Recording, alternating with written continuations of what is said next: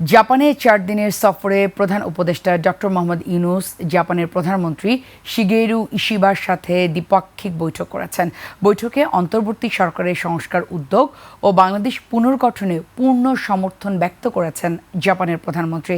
এছাড়া দুই দেশের সম্পর্ক জোরদারে অর্থনৈতিক সংস্কারের জন্য $1.63 বিলিয়ন সহায়তা দেওয়ার প্রতিশ্রুতি দিয়েছে টোকিও।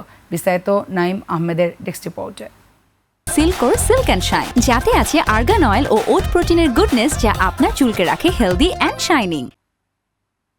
বাংলাদেশের স্বাধীনতার পর থেকে দীর্ঘস্থায়ী বন্ধুত্বের কথা স্মরণ করে উভয় পক্ষই দুই দেশের মধ্যে কৌশলগত অংশীদারিত্বের প্রতি তাদের প্রতিশ্রুতি পুনর্ব্যক্ত করে সম্পর্ক জোরদারে গুরুত্ব আরোপ করেন।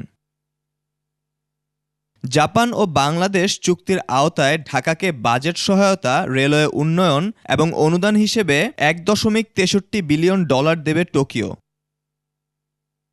বাংলাদেশে জাপানি বিনিয়োগকে উৎসাহিত করতে বিডাতে one stop service system, prepaid gas meter স্থাপন, ব্যাটারি চালিত চক্রের জন্য কারখানা স্থাপন, তথ্য সুরক্ষার জন্য একটি পাইলট প্রকল্প চালু এবং বাংলাদেশ বিশেষ অর্থনৈতিক অঞ্চলে ভূমি চুক্তিসহ 6টি সমঝোতা স্মারকে সই করেন দুই দেশের প্রতিনিধিরা।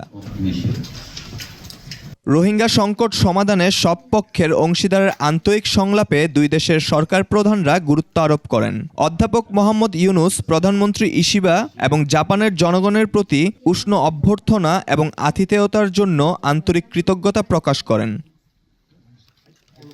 দ্বিপাক্ষিক বৈঠকের আগে ডক্টর মোহাম্মদ ইউনূসকে সম্মানসূচক গার্ড অব অনার প্রদান করে জাপান।